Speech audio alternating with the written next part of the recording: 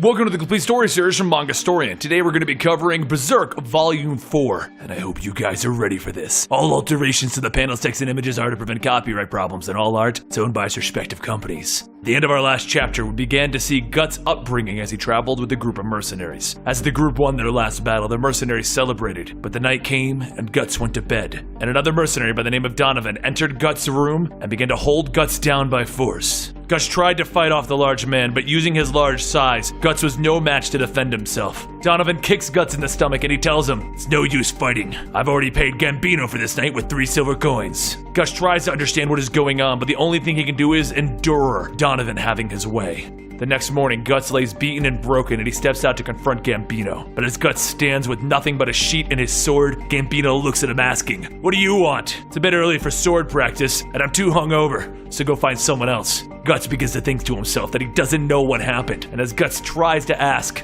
he stops himself, and he remains quiet. Later, the group rides into battle as Donovan leads the charge. He tells everyone the spoils are theirs, so loot whatever you can first. As the battle goes on, Donovan begins killing the enemy knights and begins chasing after a few stragglers. But as he kills them, a bolt flies through the air, hitting Donovan in the back. He looks back to see Guts holding a crossbow, and just as he calls him a bastard, Guts fires another bolt right into Donovan's mouth. Donovan falls to the ground, and Guts places his sword into Donovan's mouth, telling him, "Say it! Say it again! Who was it that sold me?" The anger is too much for Guts, and he slams the blade down into Donovan's mouth before he can talk. Shortly after the battle finishes, the mercenaries receive a blow as their leader, Gambino, comes back with wounds and a missing leg. Guts sits at Gambino's bedside, telling him, "This isn't like you. You couldn't have." With the mercenary group now ran by another of their ranks, the group returns from another successful battle and Guts runs up to Gambino telling him, "Look, I killed the enemy general and I get a bonus." Gambino just says, "Where's the meat?" And Guts asks him, "What? Meat for the dog. Go fetch it quickly." And he hits Guts with his crutch. Guts leaves, wiping the blood from his mouth, stating, "Oh, I'll go get it now." As Guts leaves, 2 other mercenaries say that Gambino is in such a great position, and they wish they could be like him. Gambino overhears them and tells them to say it again, and the 2 of them tell him it was just a joke. Gambino draws his sword, telling them to try. Even with a handicap, they're still scared of him. Now get out of his face. Later that night, Guts lays in his bed, and the rain and the storm hits, and he thinks to himself, "Maybe I should quit. Maybe that's probably wrong. I'll just go out and kill tomorrow and get lots of money." As he drifts off to sleep, the lightning outside cracks, and Guts sees a figure standing over him, Gambino holding a sword. Gambino swings his sword down, and Guts jumps out of the way asking, "What are you doing?" Gambino smiles, telling him how he was stupid. "All of this happened because of you. I thought I would die quickly, but look at me now. I lost my leg, and now my mercenary career. Damn funny, isn't it? So what are you gonna do now? Take your revenge on me? For what? You should have died 11 years ago under your mother's corpse." Guts' eyes begin to widen and Gambino swings again, tearing through the tent. And just as he comes back to swing again, Guts grabs his sword, deflecting the attack. Guts is thrown to the ground from the force and Gambino stands over him, telling him, "I'll tell you one thing. Remember that night when we took you into your first battle? Donovan bought you that night for 3 silver. Guts begins to cry, asking him, "Why? Why would you do that?" And Gambino says, "You're disgusting." And he swings again, but that's when he stopped as Guts holds out his sword, stabbing Gambino in the neck. Gambino's body begins to fall and he struggles, stating, "It's because of you that Shizu is dead," and then he bleeds out on Guts. Guts sits there looking at the lifeless body, and the other mercenaries run over to see what's going on, and that's when they see the bloody Guts in Gambino's body. They ask if Guts killed him, and then they reach out to grab him, so Guts slashes at a man's arm, nearly cutting it off. The others begin to draw their swords, and Guts begins to fight them off, and then he runs to escape. He runs to the stable, and he jumps on a horse, and he leaves the camp, but as he rides, the other mercenaries begin to catch up to him. The horse gets closer and closer to a ledge, and the men begin to fire their bolts, and one man lines up a shot and then shoots Guts right in the back, causing him to fall off of the horse and drop down the cliff. Slowly, the rain begins to stop, and at the bottom of the cliff, Guts lays motionless, and then his eyes begin to open. Looking up at the night sky, he begins to pick himself up, using what little strength he has left, and he begins to walk. He tells himself that it would have been nice if he had died, so what is he supposed to do now? As he walks dragging his sword, he notices a pack of wolves gathering around him, and he just smiles. The wolves howl, and he says, "This is it. The end. No more trouble." The wolf lunges at him, but instead of biting, the wolf lands on Guts' sword, like his arm did it on its own. And then again, and then another. The wolves begin to surround him, and Guts begins to fight back, killing all of the wolves that attack. He then stands over their dead bodies, and the rest of the wolves watch, and then they begin to leave. Seeing the wolves leave, Guts begins to relax, and then he collapses with no more strength left. But off in the distance, carriages begin to ride by, and they see Guts' body. The men see that he's still alive, but did he kill all of those wolves by himself? If he did, he's lucky to have been found by them mercenaries. They needed more people anyways. Years start to pass and Guts is with his new group. During the assault on a castle, the leader calls out that whoever can kill the general will get a prize. The soldiers all begin to attack, and just as one has his head cut in half, a knight wielding an axe towers over him. The other soldiers state that it's the Grey Knight Bazuso. He once killed 30 men with his bare hands. The soldiers start to back up, and then through the crowd, Guts walks forward asking, "How much?" The knights ask, "What?"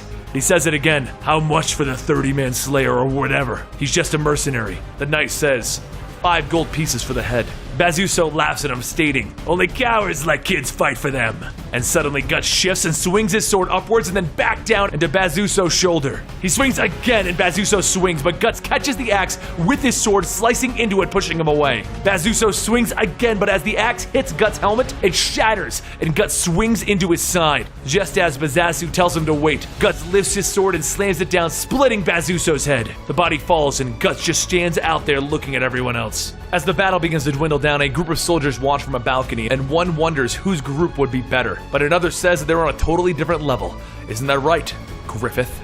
A short while later, the leader of Guts' mercenary group hands him his money and tells him that he should stay. He can offer him a good salary. But Guts just takes the money and after counting it, he walks off. The knight grabs him, telling him to wait, but Guts knocks away his arm, telling him, "Do not touch me." And he then turns his back to the man. The knight tells him that he should just go die in the battlefield, and Guts walks off. A little while later, Guts begins to walk through a field as someone watches, and they call out that someone is coming. Those men were the soldiers watching from the balcony, asking Griffith what they should do. While just laying there, he tells them that they can do whatever they want. The man Corcus starts to lead a group of men down. However, before leaving, another mercenary named Casca laughs, stating that their ability isn't enough to kill the boy. They might just die. Guts continues to walk and then hears the sound of horses, and suddenly he finds himself surrounded. One man charges in, but Guts quickly pulls out his sword and cuts into the man's side.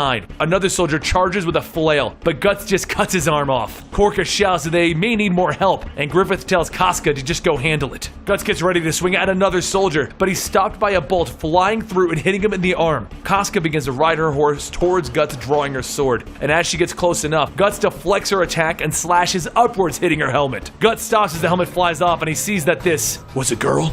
Casca jumps off the horse and lunges into attack, but Guts' strength begins to overpower her and he knocks her down to the ground. Just as he's about to deliver the final blow, a spear is thrown, stopping the fight. Guts looks over and Casca shouts, "Griffith!" Griffith looks at Guts holding his sword and he asks, "Are you gonna drop it?" But seeing that he's not, Griffith begins to charge forward.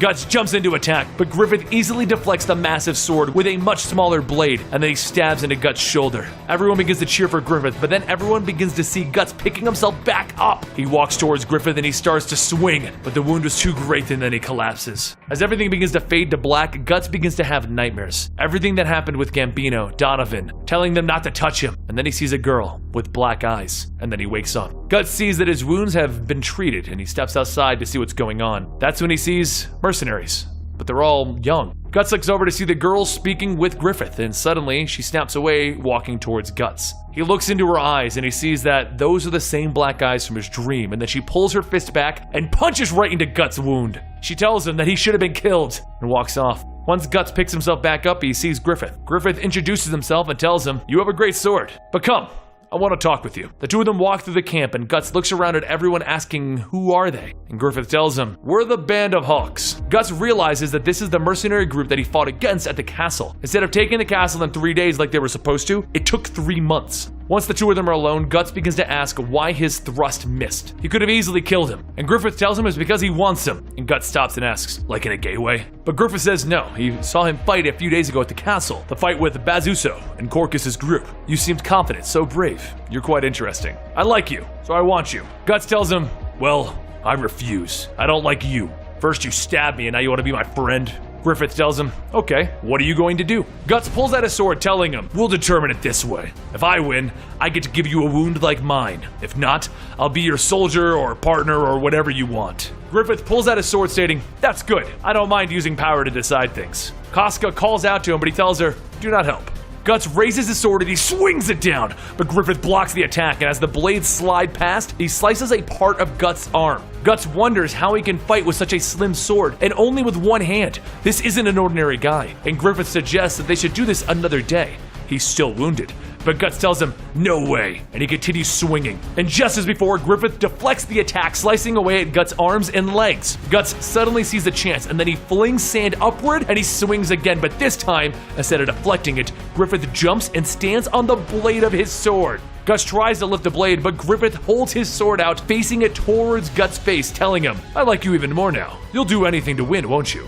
Guts begins to laugh, telling him, "Haha, you talk too much. Now I'll show you what I can use my mouth for in battle." And then he bites down on the end of Griffith's blade. Blood begins to drip from Guts' mouth, and then he pushes on his sword, sending Griffith to fall off the edge of it. The two of them roll down the cliff, and as they reach the bottom, Guts jumps up, punching and kicking Griffith. Griffith is knocked away, but he begins to get up, balling his fist, and he smiles. Once Guts swings again, Griffith catches him and slams him to the ground, telling him, "You made me a bit dizzy, but this is going to end here. So are you going to surrender, or will I have to dislocate your shoulder?" Guts begins to struggle, but as he turns back to Griffith, he tells him, "Piss off." And then, pop! Everyone begins to surround Griffith, telling him, "That was amazing." But then Griffith looks down and he grabs Guts by the face, telling him, "You're mine now." Then he turns back and he tells everyone, from now on, he's a part of the Hawks. Later that night, all Guts can do is think about how he was defeated. It was a complete loss to that babbling guy, the smiling innocent face, just like a little kid. But soon he begins to hear rustling outside of his tent, and he overhears Corcus and a group of men getting ready to ambush him. As Guts grabs his sword, he smiles. But then he hears Casca telling them that they shouldn't do what they're about to do. Even wounded, they're no match for him. So if they go back to their tents, she'll forget this ever happened.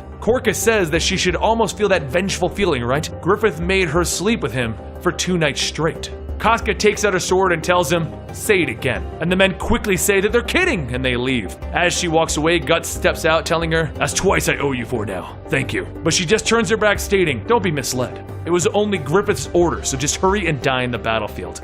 Once Guts regains his strength, he heads out on his first battle with the Hawks. Their mission will be to destroy the other army's supplies and weaponry. However, Guts will be tasked with the rear guard. He'll have to block the enemy so that the group can get to safety. Even though it will be the only way out of the forest, he'll have to be careful of pursuing soldiers. This task will have a very high chance of death. A little while later, the group begins to sneak up on the enemy camp, and as the guard sits and watches, he begins to see a light coming out of the forest. And then more. And then the army rides out. The guard calls out that the enemy is attacking from behind, but Griffith and the group are already riding through, killing anyone in their path. Griffith calls out to set fires, and soon the encampment begins to light ablaze. As the fire begins to spread, Griffith then calls out to everyone, telling them to move out. They will leave and split into 2 groups. The groups begin to charge through the entrance, running over the enemy knights, but as they pass, Guts starts to get into position. He's never seen an attack this fast before, but that doesn't matter, because right now, it's up to him to complete his task.